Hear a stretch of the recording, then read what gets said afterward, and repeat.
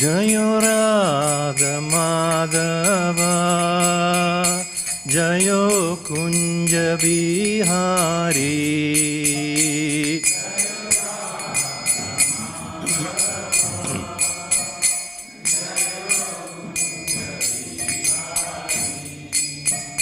Jayo Radha Madhava, Jayo Kunja Bihari.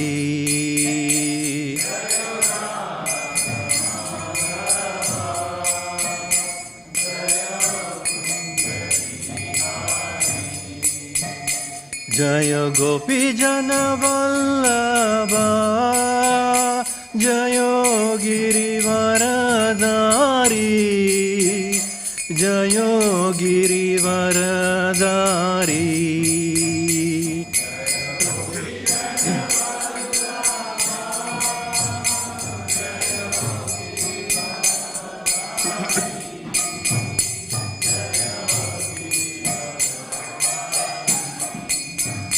Jayo Gopi Jana Vallabha, Jayo Girivaradari, Jayo Girivaradari.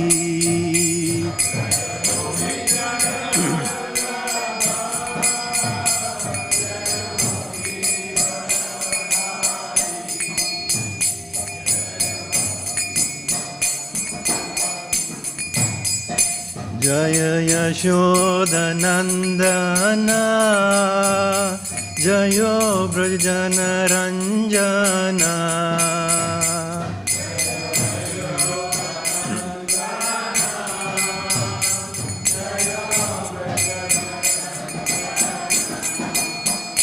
Jaya Yashoda Nandana, Jayo Brajana Ranjana.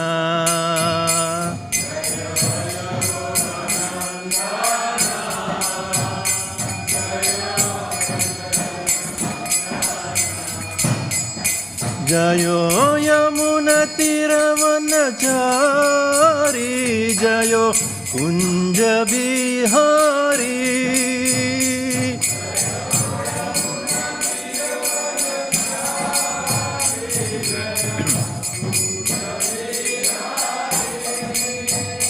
Jayo Yamuna Tiravanachari, Jayo Kunja Bihari.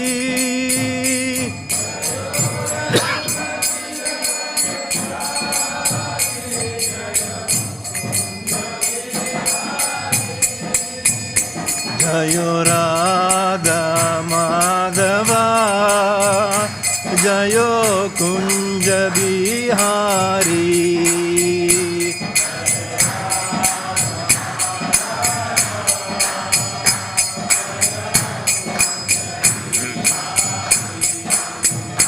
Jaya Gopi Jana Vallabha, Jayo Girivaradari, Jayo Girivaradari.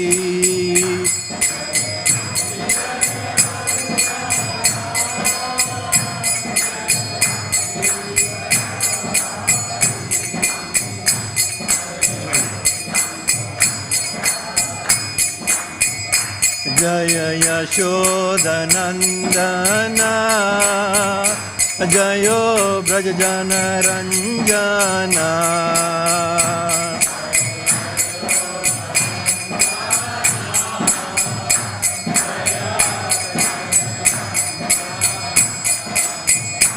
Jayo Yamuna Tiravanachari, Jayo Kunja Bihari.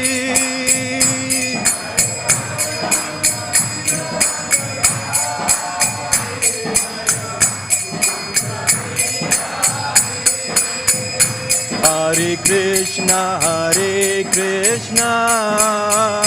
Krishna Krishna, Hare Hare, Hare Rama, Rama Rama, Hare Hare.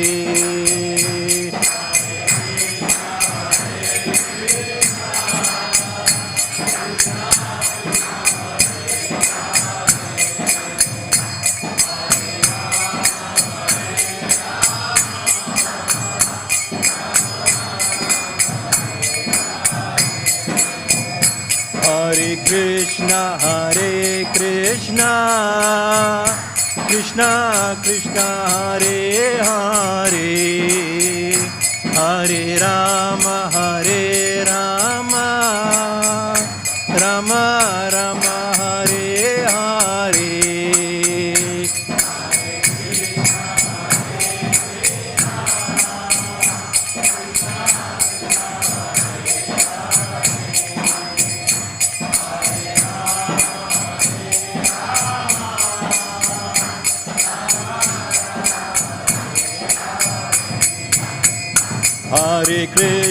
Hare Krishna, Krishna Krishna, Hare Hare, Hare Rama,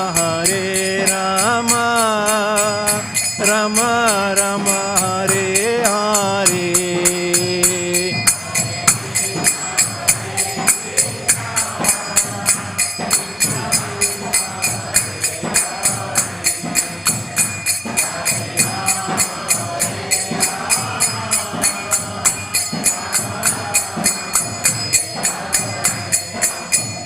Jayo Prabhupada, Jayo Prabhupada, Jayo Prabhupada, Srila Prabhupada.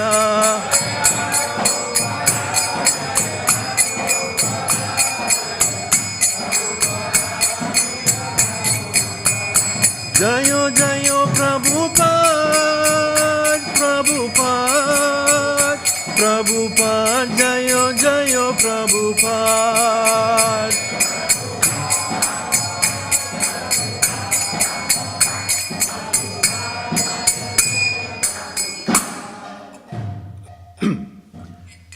Jai Om Vishnupada Paramahamsa Parijaka-Acharya Stotra Satasri A.C. Bhaktivedanta Swami Srila Prabhupada ki. Jai Om Vishnupada Paramahamsa Parijaka-Acharya Stotra Satasri Bhaktivedanta Saraswati Thakur Goswami Maharaj ki. Jai Ananda Koti Vaishnava Vrinda ki. Namacharya Srila Adhyas Thakur ki.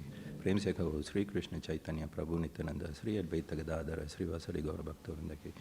Sri Radha Krishna Gopinath Samakun Radhakun Giri Govardhani ki. Vrindavan धाम की, मायापुर नवद्वीप धाम की, जगन्नाथपुरी धाम की, गंगा माई की, यमुना माई की, भक्ति देवी की, तुलसी महारानी, हरि नाम संकीर्तन की. All glories to the assembly. All glories to the assembly. All glories to the assembly. All glories to Sri Guru and Sri Gauranga. All glories to Srila Prabhupada.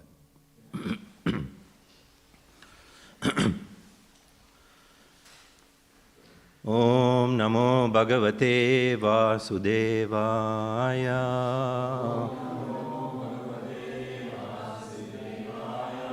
Om Namo Bhagavate Vasudevaya.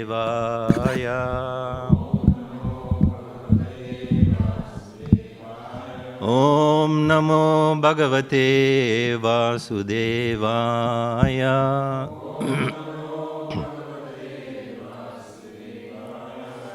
Reading from Śrīmad Bhāgavatam, Canto 6, Chapter 15, called Narada and Angira Instruct King Chitraketu. Text number 27. Yeah. Sri Narada Uvacha Etam Mantropanishadam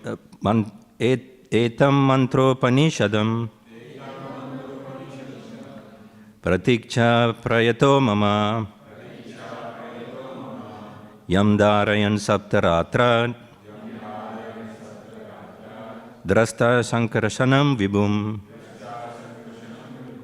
Sri Narada Uvacha Etam Mantropanishadam Pratikcha prayato mama. Yam darayan saptaratra. Drasta sankarashanam vibhum. Śrīnārada uvaca. Etam mantropanishadam. Pratikcha prayato mama. Yam darayan saptaratra. Drasta sankarashanam vibhum.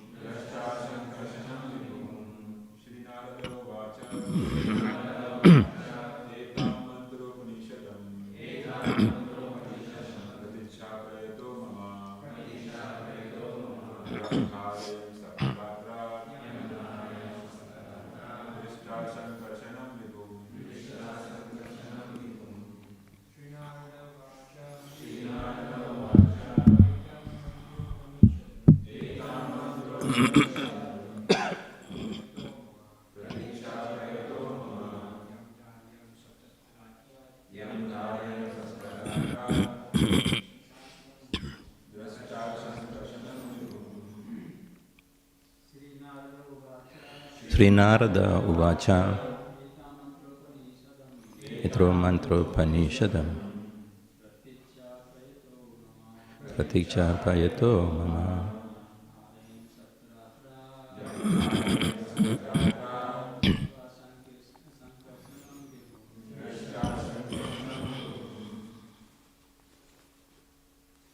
Vaishnavis.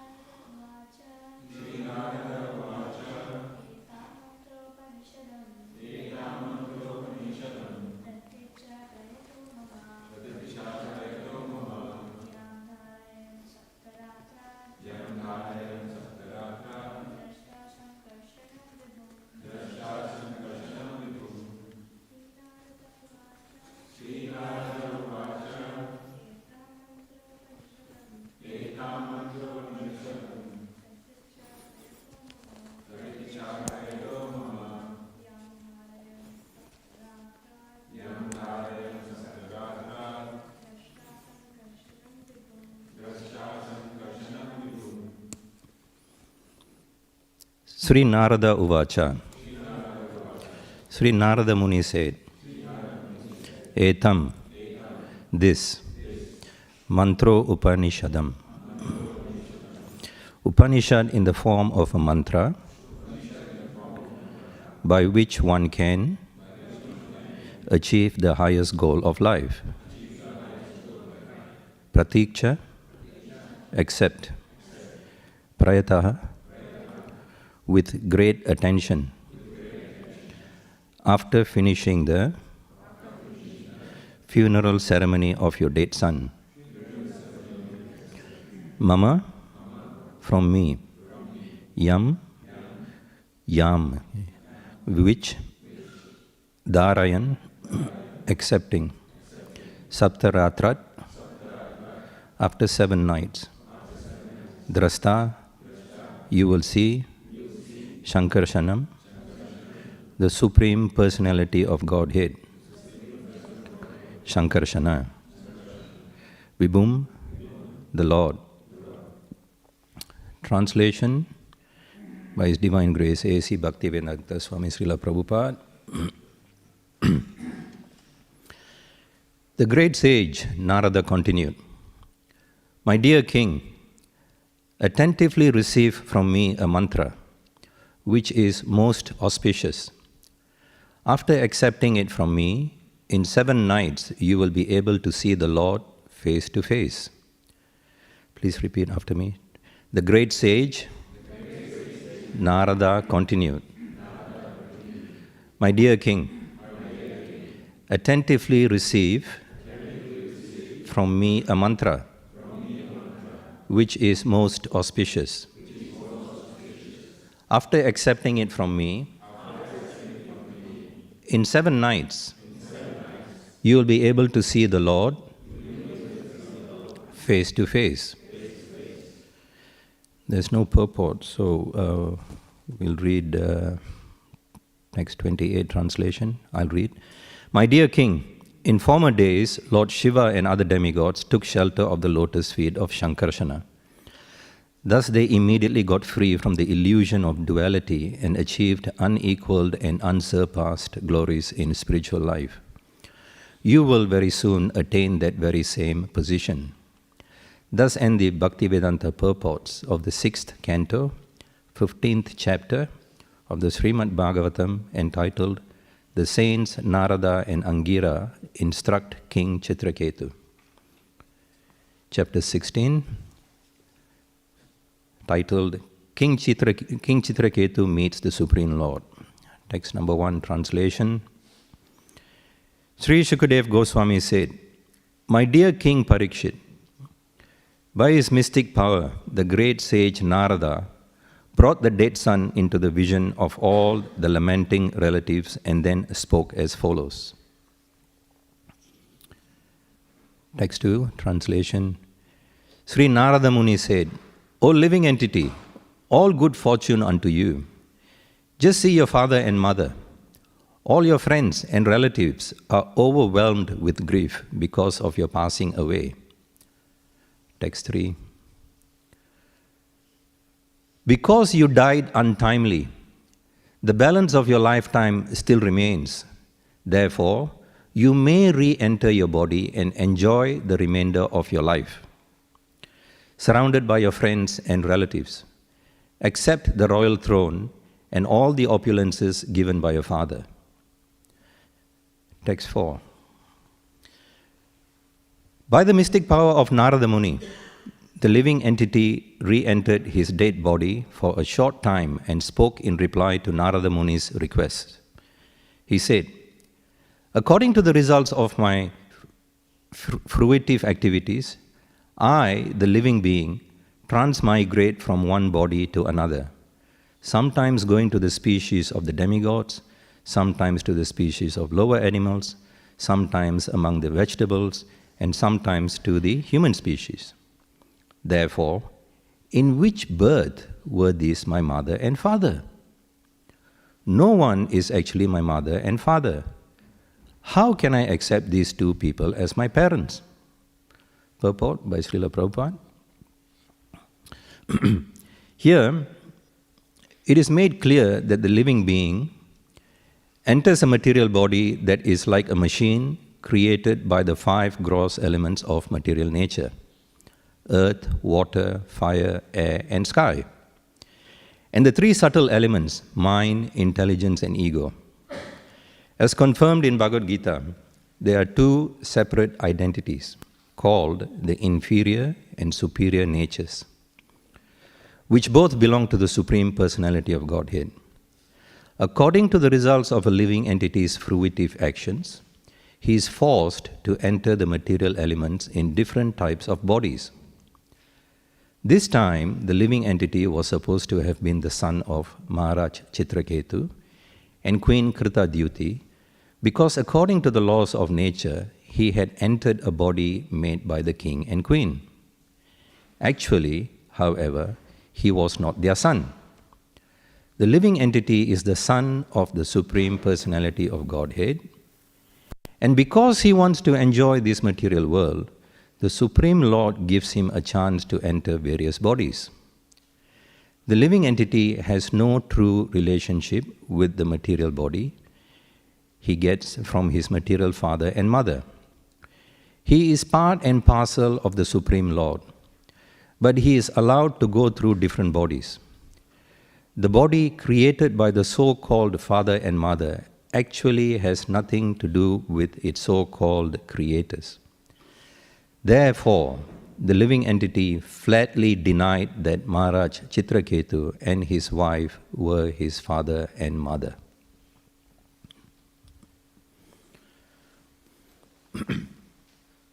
Om Ajnanatimirandasya Jnananjana Shalakaya Chakshurunmilitam Yena Tasmai Sri Guruve Namaha Shri Chaitanya Manobhistam Sthapitam Yena Bhutale Swayam Rupa Kadahamayam Dadati Swapadantikam Vancha Kalpatrubhya Kripa Sindhubhya Evacha Patitanam Pavanebhyo Vaishnavebhyo Namo Namaha.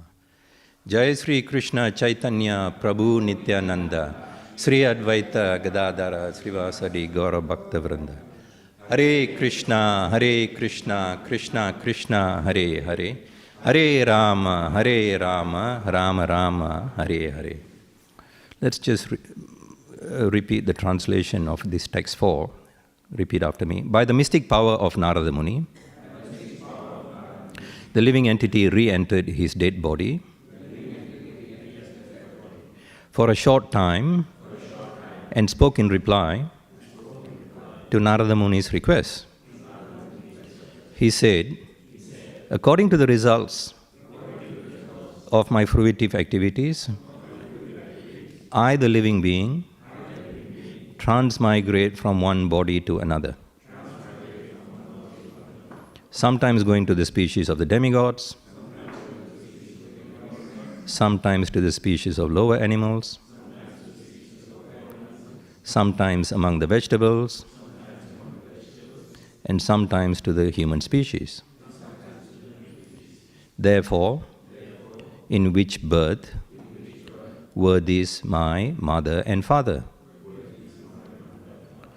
No one is actually my mother and father. How can I accept these two people as my parents? Hare Krishna. Thank you for coming here. Thank you for being here on a bright Sunday morning. This past time we have reached a turning point. Okay. Who has been following this pastime so far, or who has not been following the pastime, so that I can give a quick summary? Who wants to hear a summary? Many? Okay. Right. And I like to do these summaries because it helps keep the flow and it helps me also remember, because I forget. So it has a connection with the previous pastime, which was about the demon devotee, Vritrasura. Vritrasura, after that pastime concluded, Parikshit Maharaj inquired from Shukadev Goswami. So chapter 14, it opens with this inquiry.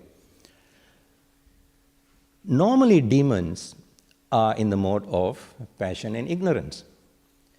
So how is it that this demon actually got such an exalted position of going back to Godhead?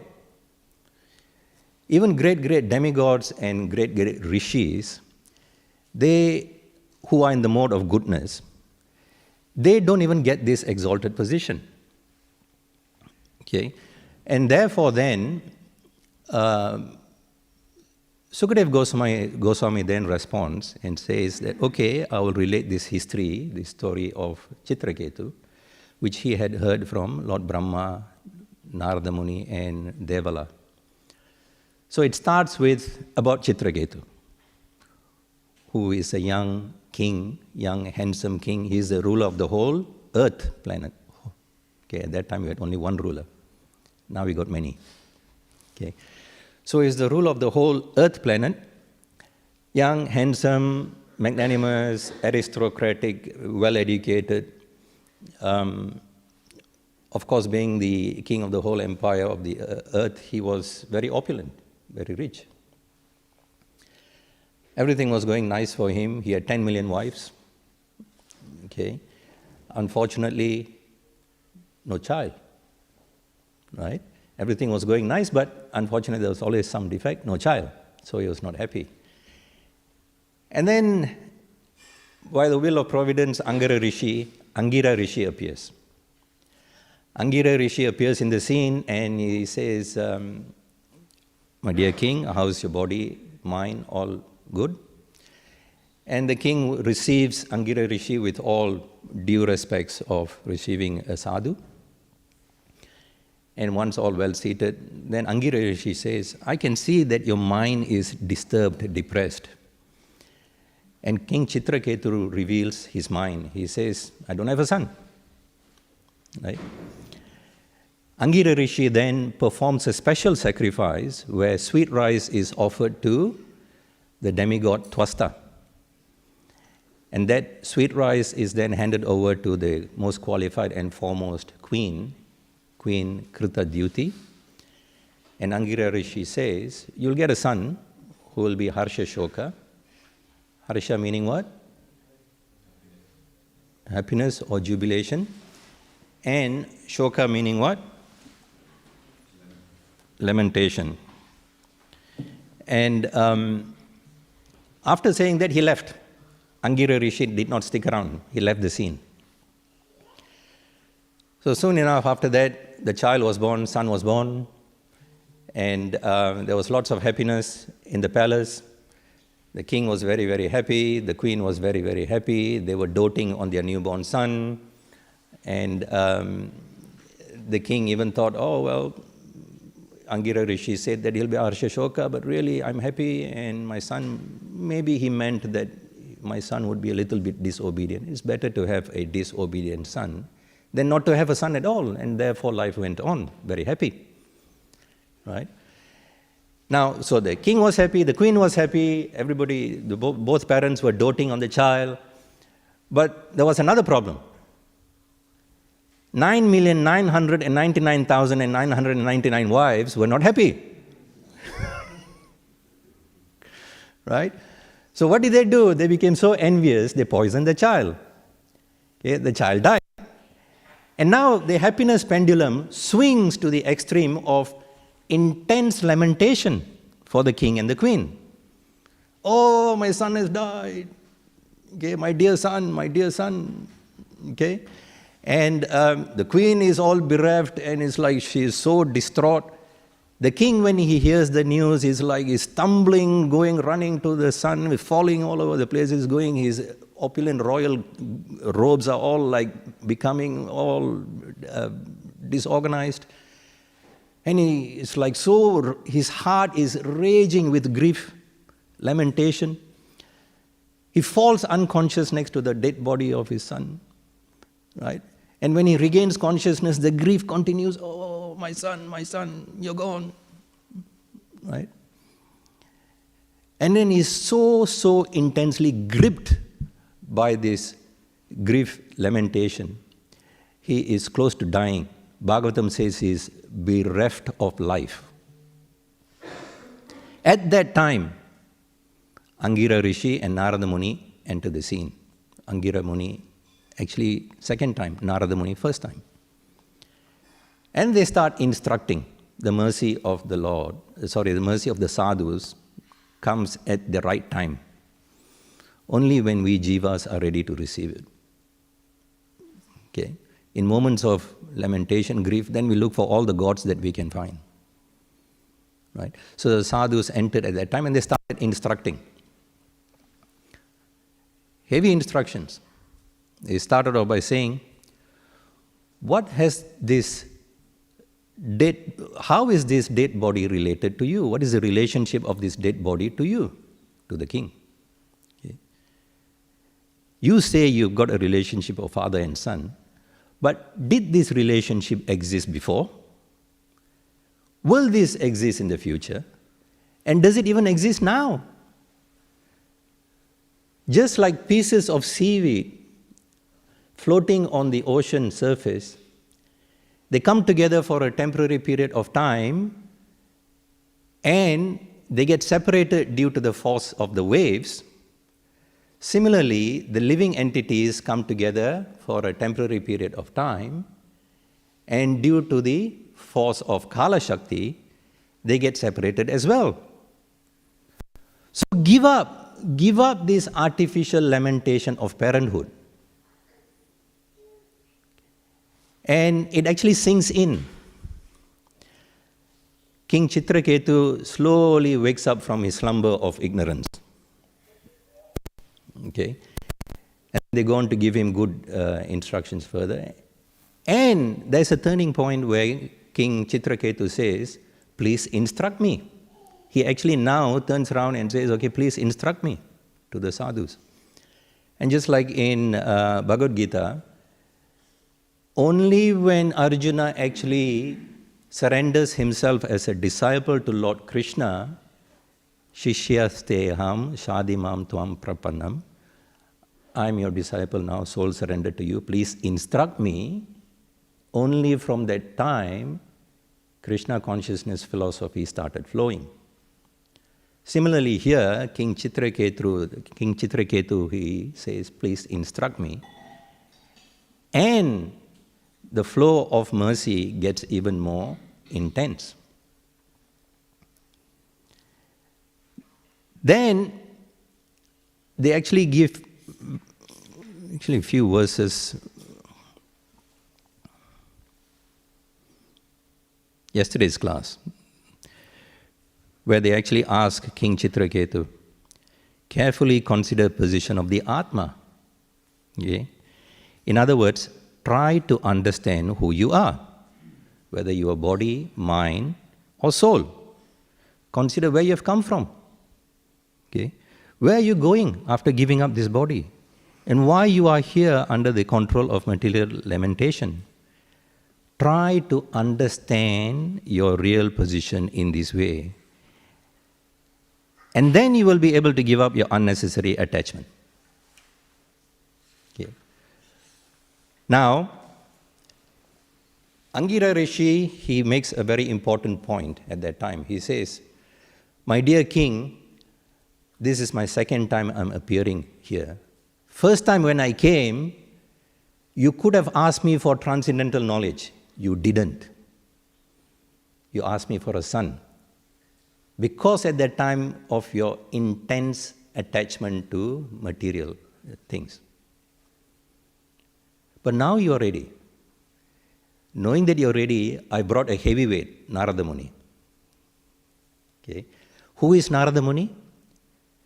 Narada Muni is the Shakti-Avesh avatar of Bhakti. He then started preaching Bhakti Yoga. And both sadhus, their job is to cut the knot of bondage that material living entities have. And so Narada Muni gets even more heavier in cutting that knot of bondage. Whatever little slumber of ignorance that he was coming out from, King Chitraketu, now he is going to hear from the living entity which enters the body and start speaking to his so-called dear father. It's like, sometimes, kids sleeping in the morning, nice cold weather, you're rugged up under your thick duna. Your mother says, wake up, time to go to school. Wake up, time to go to school. You're awake, okay, but you're still in bed. You're saying, oh, yeah, ma, yeah, all right. You acknowledge your mom's calling, okay? And then it's getting late for school. Then let's say your mom just can't have any more patience, brings an icy cold bucket of cold water and pours it onto your head or your face. What happens? Immediately you spring out of bed. No more slumber of ignorance. Right? Like that, the living entity itself, the so-called sun now enters and says, what do you say? According to the results of my fruitive activities, I, the living being, transmigrate from one body to another, sometimes going to the species of the demigod, sometimes to the species of lower animals, sometimes among the vegetables, and sometimes to the human species. Therefore, in which birth were these my mother and father? Imagine your so-called son that you were doting on comes back to life and is telling this to you straight in the face. Okay. No one is actually my mother and father. How can I accept these two people as my parents? Bang, straight in the face. Totally woken up now. Okay. And we'll see in the next verses which follow as to how Narada Muni actually gives this mantra to actually allow King Chitraketu to have the darshan of the Lord in 7 days. Right? So, these verses, this section, we're covering about the mind, body, soul, right? We talk about the soul. Now, when we join Krishna consciousness early, many of you, when I first joined, everybody said, you're not the body, you're spirit soul. You're not the body, you're spirit soul. We've all heard that, okay? All, everyone, okay? So then we flow with it. yeah, we're not the body, we're spirit, soul, and we get ourselves engaged in Krishna consciousness. Then we start thinking about, okay, soul, where did the soul come from? Like here's a question here, yesterday's question, where did the soul come from? And the soul actually was in the spiritual world. It was blissfully serving Krishna in the spiritual world. But what happened? The soul, which has got minute independence, misused that minute independence, and it chose to leave Krishna. It chose to leave Krishna. It's not that Krishna banished the soul. We forced Krishna to leave him. And then the soul fell into the material world. But let's understand this from a tattva perspective. Let's go deeper into that. Let's dwell a bit more. See, we have the material world. Yeah? Above that, we have the spiritual world. Now, the border between the material world and the spiritual world is the Vraja river, Karana ocean, correct? Now, above that Karana ocean, the spiritual world has got Brahma Jyoti, the Brahman effulgence. Then above that, or not Brahma, it's part within that Brahma Jyoti is the Vaikuntha planets. Yeah? Now, the Brahma Jyoti, which is the Brahman's effulgence, Lord Krishna's effulgence, is the impersonal feature of his form. It's got no form actually, Brahma Jyoti is just light. And the Vaikuntha planets and the other dhams, we got Ayodhya Dham, Dwaraka Dham, Mathura Dham, Goloka Dham. They're all the spiritual realm where the Lord is in his personal feature, personal form. So, in the Brahma Jyoti, jivas which get liberated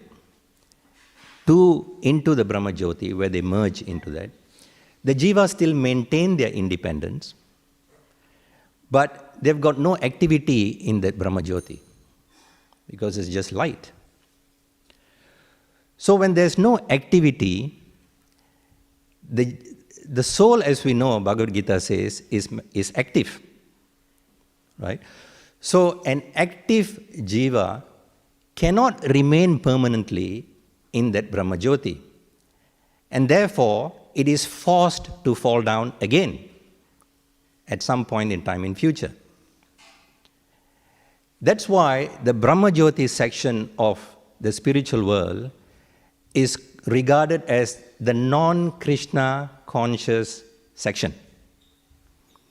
Because that is a section where Krishna conscious devotees don't actually aim to go to.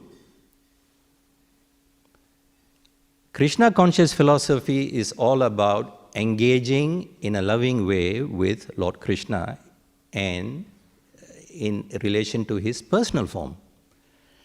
Therefore, Brahma Jyoti is the non-Krishna conscious section which we're not interested in. But then in the spiritual realm where he is in this personal form, where we are interested in, that's where we were originally.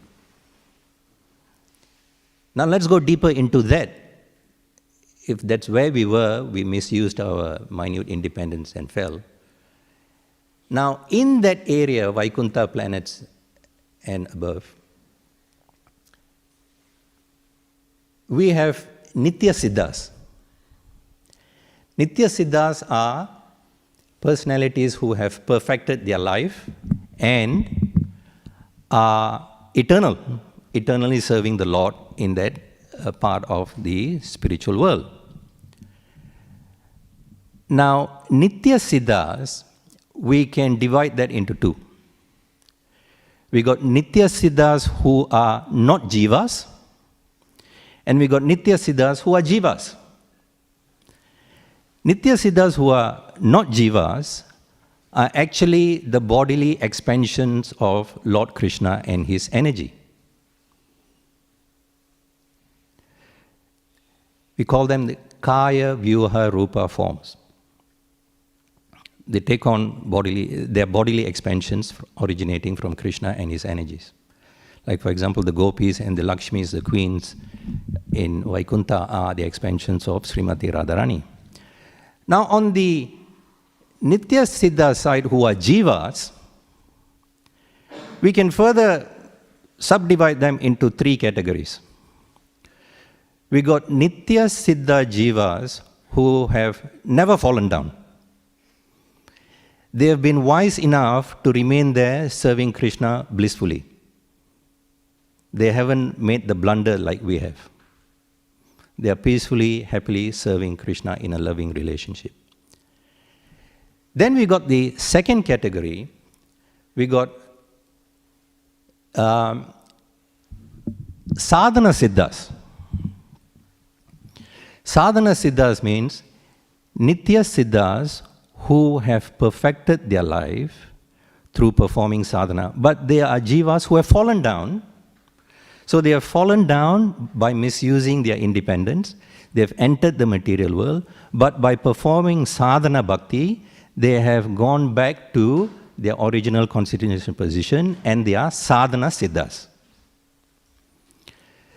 The third category, we have a special one called kripa siddhas.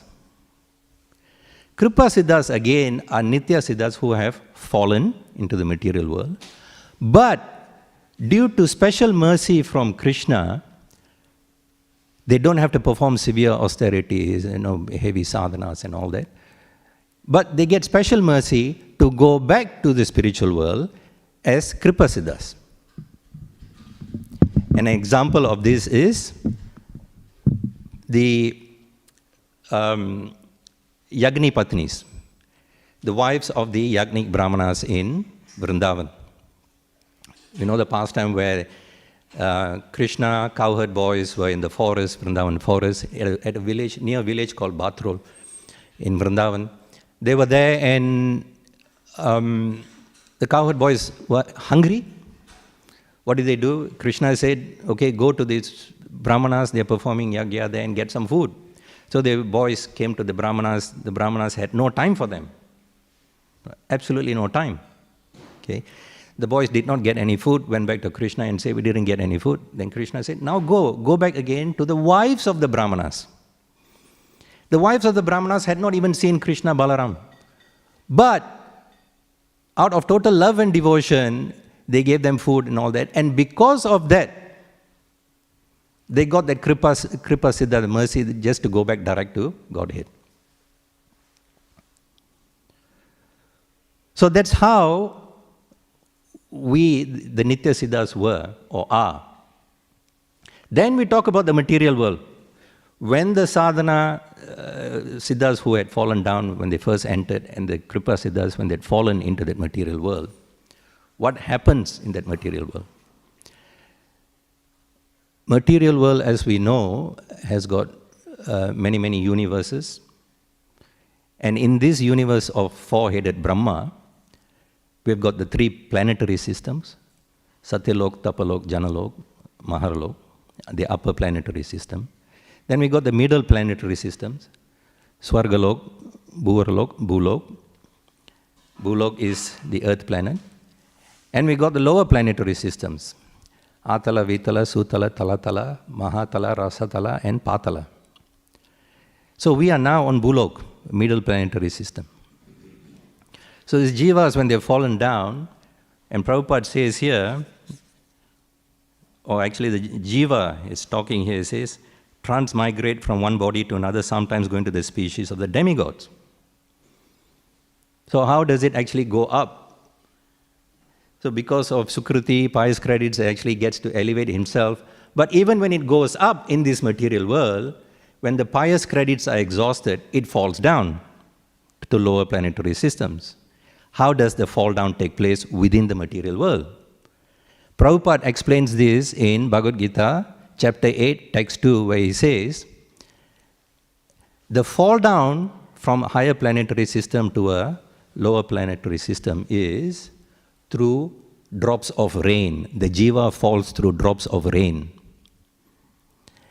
When it falls through drops of rain and it hits the ground, the raindrops then are absorbed through vegetation. The jiva enters vegetation. From vegetation comes grains. From grains, some male bodied jiva consumes it, the grains. And when the male and female have union, that jiva is transferred and birth takes place again. And through this birth in the material world, like that, it goes through this transmigration of bodies. Now, in the whole material creation, how many million species of life are there? 84.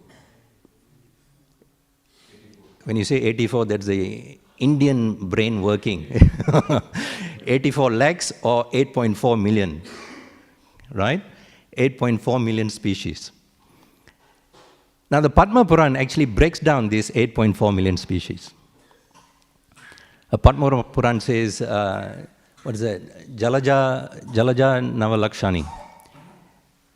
Out of these 8.4, 900,000 are aquatic forms, aquatic species of life.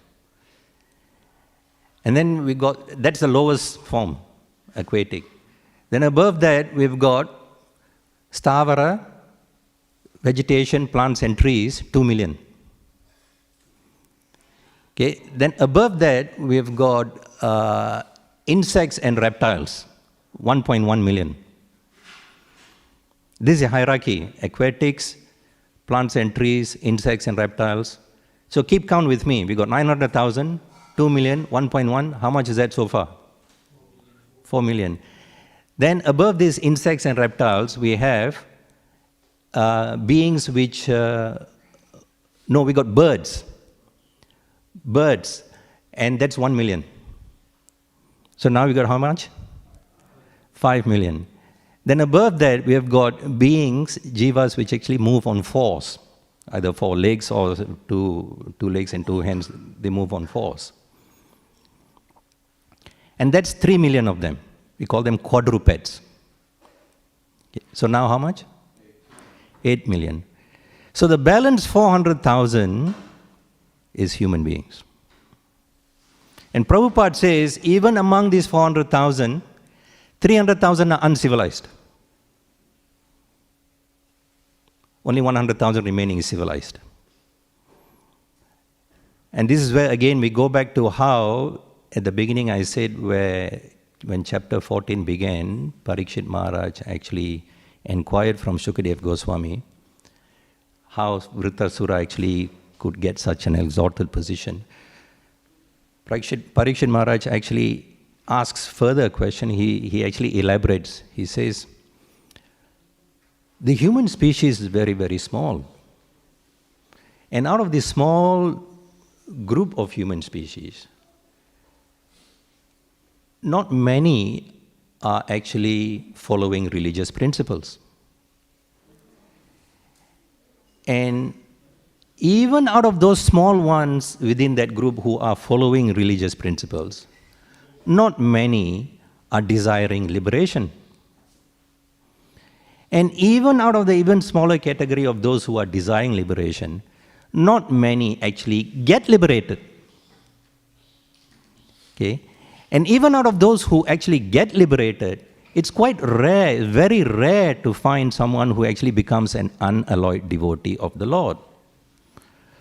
So it puts in context our privileged position, how rare it is for us to get the human form of body.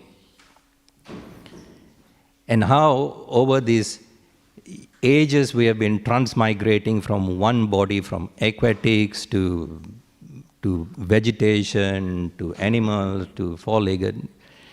And now we've got this human form of body.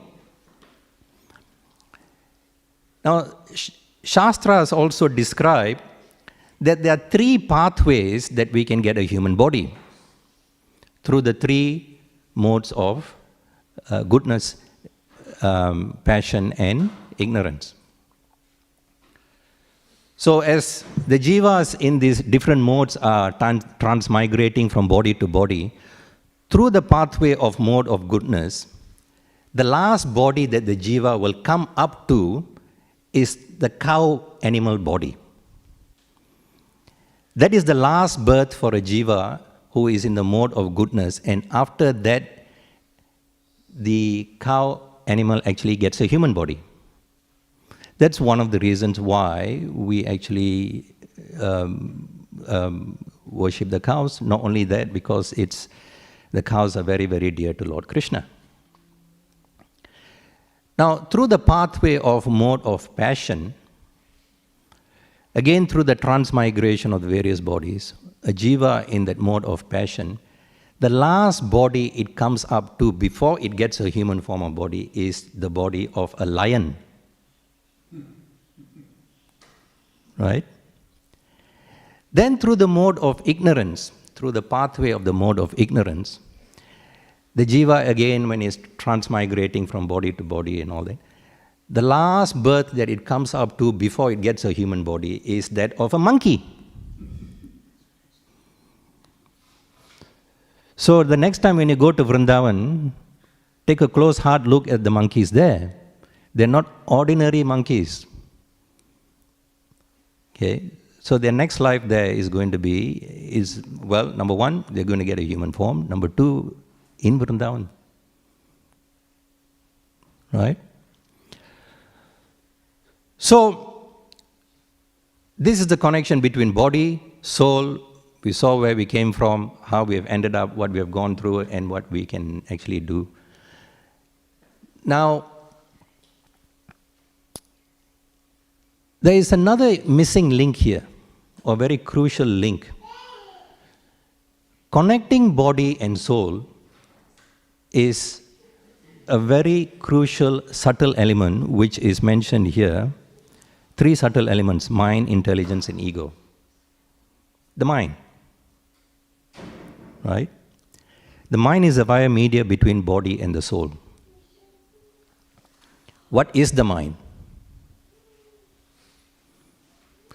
The mind is a huge production factory, a super fast, super efficient production factory, which is churning out thoughts, desires, emotions, feelings at such a rapid speed that you can't keep up with it. For the past few minutes that I've been talking, your mind, you're physically seated here, but your mind could have taken trips around the world. Physically you're here, but your mind is something else. It's like doing its own thing. Maybe in USA.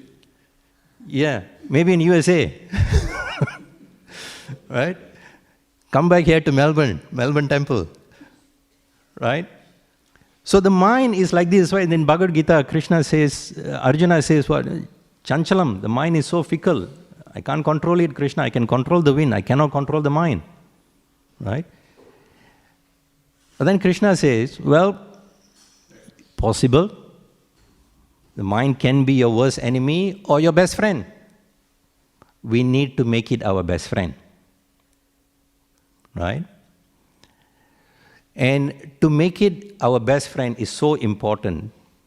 To train the mind, to control the mind is so important that our acharyas have even written so many literatures about needing to train the mind.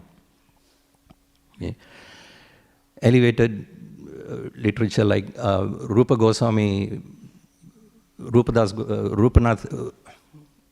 Das Goswami, sorry.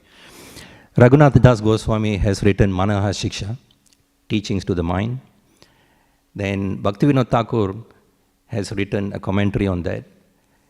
Bhaktisiddhanta Saraswati Thakur has written Vaishnava Ke, my dear mind, what kind of devotee are you? Okay. Then we got wonderful bhajans written by various acharyas and great Vaishnavas and poets. Bhajahure Mana. What's that? Bhajahure Mana, Sri Nanda Nandana, Abhaya Charanara, Vindure. Right? Written by Govinda Das Kaviraj. Like that. And Prabhupada has used all these references and quotes in his various lectures and writings. So, it is so important to train our mind. That's why our sadhana, what we are doing every day, is actually to train our mind. Mind control is the crux of all yoga practices. If we actually want to make advancement in our journey in Krishna consciousness, we have to train our mind. What we are doing every day, chanting, associating with devotees, reading Prabhupada's books, honoring prasadam, it's all helping to train the mind. Okay? But our acharyas are saying, you got to preach to your mind directly. Yes, our chanting every day, we're trying to control the mind, but you got to talk to the mind. When was the last time you preached to your mind? We do our sadhana, but the element of needing to give that mind attention directly as a separate personality and say, my dear mind, please be my best friend. You've got to talk. Okay? Prabhupada was, and Prabhupada demonstrated this actually in his life as to how he was so in control of his mind and everything he saw was in relation to his pure state of mind, being a pure devotee of the Lord. Actually, in the early days in San Francisco, I think, he went on a morning walk with the devotees there. Golden Gate Parks, Stowey Lake, there's a lake there. And the devotees took him there to the park. It was a nice, picturesque park, lakes, beautiful lake, pathways in little forests in the park, rivulets, nice pathways, peaceful. So they took him there, but Prabhupada saw everything there in relation to scriptures, in relation to Krishna. His mind was so elevated, so focused, because when the mind is controlled, we see things from a different perspective, from the perspective of Krishna consciousness. For example, when Prabhupada was walking, he said, if you want to see God, you have to become trained up and become purified. Just like now, see up there in the sky, Prabhupada said as he was walking, that morning walk, the cloud is covering the sun. But people may say there is no sun. The sun is there, the only thing is our eyes are covered. We need to have the intelligence, the knowledge to purify our mind to see that. Then as Prabhupada continued walking, they came to a lake. On the lake, peaceful lake, there are swans which were gracefully swimming. And Prabhupada said, Śrīmad Bhāgavatam compares devotees to swans. And the literature about Krishna is compared to this beautiful clear lake.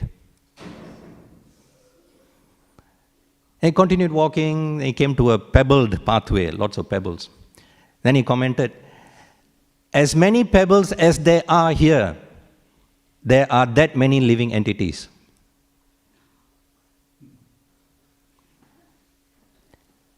Then the next morning, similar walk, he came with a group of his devotees. He came to a big tree, under a big tree, and they saw bird droppings. Prabhupada saw bird droppings.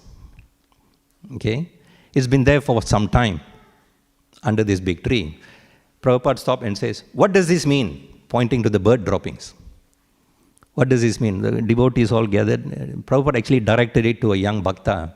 The young bhakta didn't know the answer. Then the others all converged and said, well, everyone was trying to be philosophical, trying to decipher a lump of bird droppings.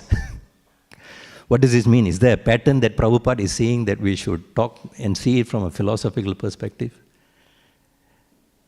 Prabhupada said, this means that the birds living in this tree have been living here for at least 2 weeks, based on what he saw there on the ground. It's been that long that the bird droppings have been there. And it goes to show, even the birds are attached to their apartments in the trees.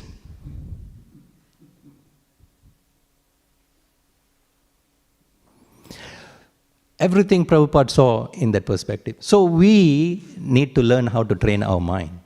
Yes, we are doing our chanting, our sadhana and all that. Bhagavad Gita says, Rasoham apsu kaunteya. I am the taste in water, Krishna says. Correct? How many times do we drink water in the day? Do we think, oh, this is Krishna, he is the taste in water? That's practical, isn't it, to think about Krishna? But we don't do it, right? Maybe some of you do, but I don't do it. Honest confession, right? Then Bhagavad Gita also says, Prabhasmi Shashi Suryayor. Krishna says, I am the light in the moon and the sun.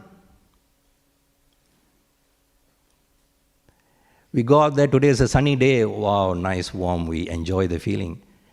But how many of us actually go a bit further to like say, this is Krishna, his energy? It needs training of the mind so that we can see things from the perspective of Guru, Sadhu, Shastra. So having been stuck in this material world, going through this countless transmigration from body to body, our goal is to go back to Krishna, to Godhead. We are sadhakas, we are performing sadhana, and our sadhya, the goal is to go back to Krishna so that we can become siddhas. Sadhanas, knowing that we're sadhakas, perform sadhana, and we got to understand our sambandha, our relationship with Krishna, knowing the goal, the sadhya, and go back to Krishna to become siddhas. So what's our target in the material world? What's our target? If we quantify this target, okay. Actually, we got to achieve 78% of Krishna's 64 qualities.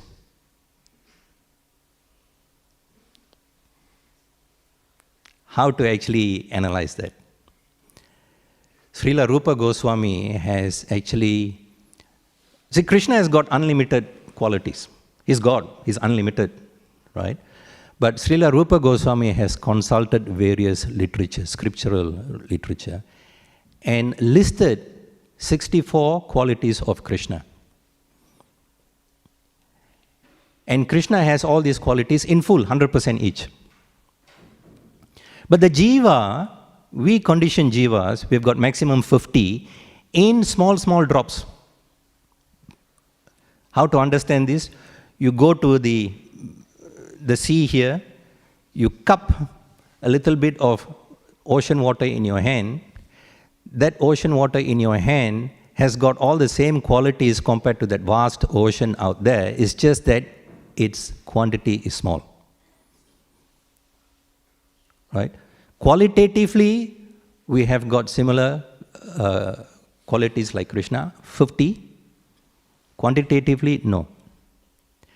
So 50 divided by 64 equals to 78%. Which means our goal is to achieve these 50%, 50 qualities in fullness. But Prabhupada even made a concession for that. He said, no need 78. One time there was a lecture that Prabhupada gave, I don't know where, I can't remember which place, but he was seated on a Vyasasana like this, lecturing. And there were all the devotees listening to Prabhupada's class. Prabhupada said during the class, you must be cent% Krishna conscious. Cent% means 100%. Everybody had their heads down.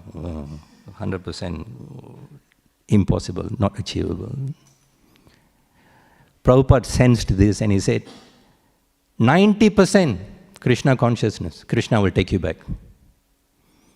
They perked up a bit, 90%, right?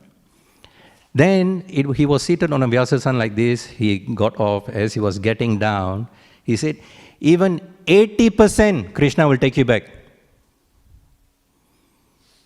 They got up a bit more, perked up. And as he was walking out to the door, Prabhupada's chadar was dragging on the floor. He had it on his body, dragging. He looked around at the devotees, turned around and said, even 70% Krishna will take you back. He swung the chadar on his shoulder and walked out in a dramatic way.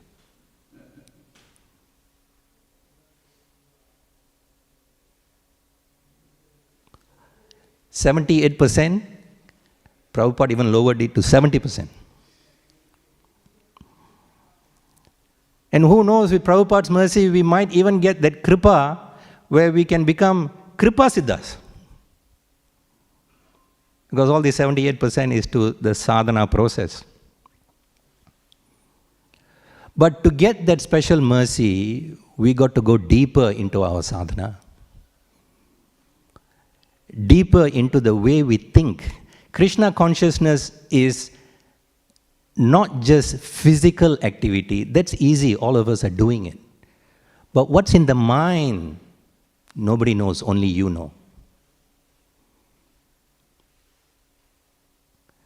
We can act outwardly, we can dress outwardly as a perfect bhaktas. Look very nice as devotees and all that. We behave nicely, Hare Krishna Prabhu, very humble, very nice words and all that. But what's the use if the mind is rotten? What is the use if there are little Hiranyakashipus actually walking around gleefully playing in your mind? There has to be a connection to what we do externally to train the mind to actually link it to the jiva. And in Katha Upanishad, we have the analogy of the chariot. Okay? So we got the chariot, which represents what? The chariot represents body. Then there's a passenger on the chariot, represents what? Soul. Okay? Then the chariot is being pulled by 5 horses. Wild senses going in all sorts of directions. Right? Then there is a charioteer, represents what? Intelligence, not the mind. The rope, the string which the charioteer holds to control the horses, that is the mind. So which means, to control the mind, we need to use our intelligence in Krishna consciousness. Bhagavad Gita chapter 3, text 42 says, Indriyani parani ahur, indriyebhya param manaha, manasastu para buddhir, yo buddhe parasastu saha. Indriyani parani ahur. Our senses are superior to dull matter. This is dull matter. Our senses are superior to dull matter. So that's the first line. Indriyani parani ahur. Indriyebhya param manaha. The mind is superior to the senses. The third line, manasastu buddhir. Intelligence is superior to the mind. And above the intelligence is the soul. So Prabhupada, in that purport to that verse, that text 42 in Bhagavad Gita, he says, using your intelligence, understand the constitutional position of the soul and engage the mind in Krishna consciousness. That will solve your whole problem.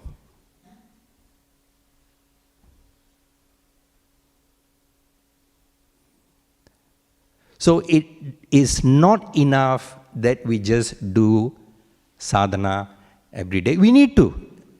But the mind needs to be given attention. And we need to use our intelligence. We do all have intelligence. And we do use it. We use it even more on Janmashtami day, festival days. Without needing to call, everybody wants to be engaged in service. Left, right, center, everybody comes flooding in, right? That is the day we use our intelligence saying, I want to enthusiastically do service. The remaining 364 days, we have to call, can you come and do this service? Where did the intelligence go? Is Krishna only present that one day?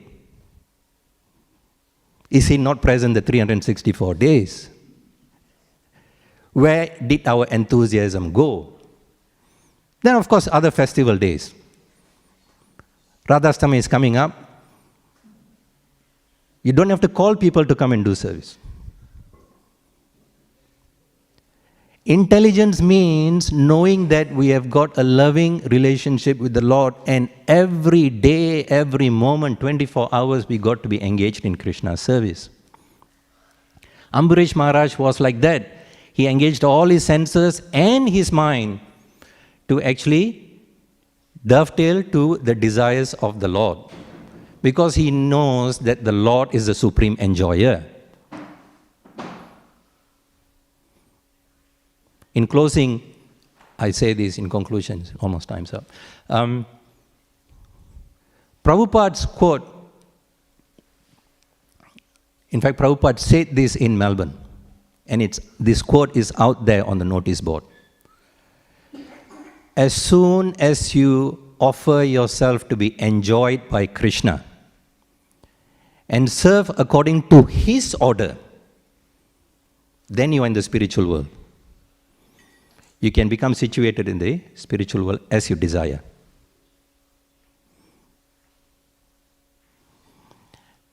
He says we are not living in Melbourne. This temple is not Melbourne. It is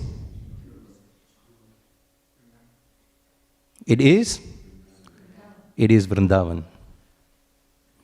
So then he completes that, he says, if you stick to this temple service, Krishna's service, then you're not in the material world. That is your position. Unquote. Hare Krishna. Thank you. Questions, comments? Thank you very much for a wonderful class. Prabhupada once was asked by Nithya Siddhas that why you are paying so much obeisances.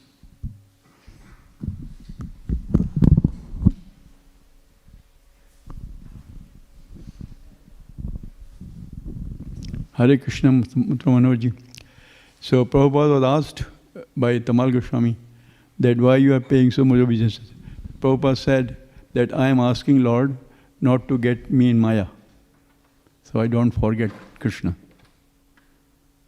This was his, as you said, this was the Prabhupada's high standard and understanding. That's how he could make the whole world Krishna conscious. Hare Krishna.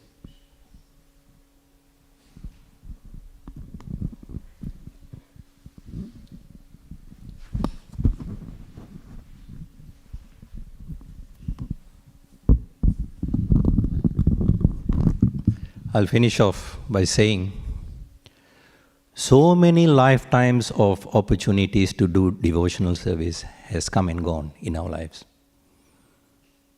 So many millions of lifetimes of opportunities have come and gone.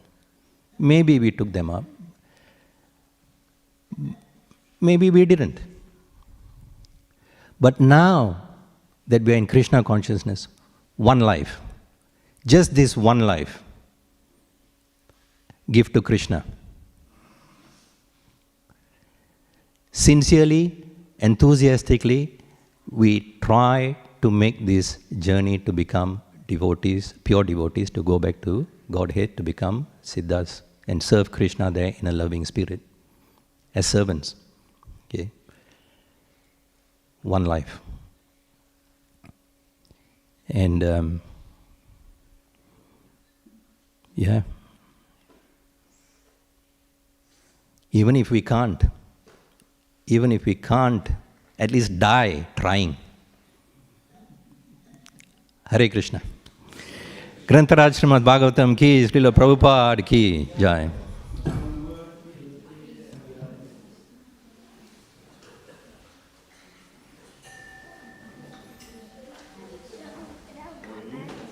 Hare Krishna.